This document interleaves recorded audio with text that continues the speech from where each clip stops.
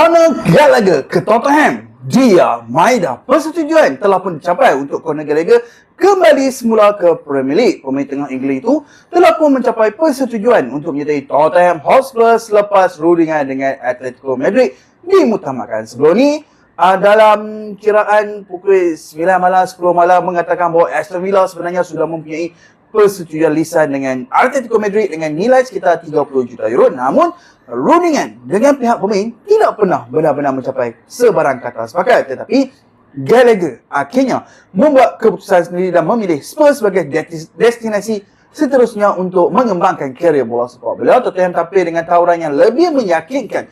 Pakej keseluruhan perpindahan ini dikatakan bernilai sekitar 40 juta euro, termasuk yuran asas dan juga bonus-bonus tambahan. Nilai ini dipersetujui oleh Atletico Madrid, sekaligus menutup pintu buat Aston Villa yang kini rasmi keluar dari perlombaan untuk mendapatkan Gallagher. Bagi Gallagher, kepulangan ke England adalah keutamaan beliau. Projek Tottenham merupakan salah satu peranan utama di tengah padang serta peluang bermain secara konsisten di Premier League menjadikan faktor besar di dalam keputusan beliau. Kini semuanya jelas. Tottenham gerak pantas bila tersikir dan Conor Gallagher dia Maeda ke Tottenham Hotspur.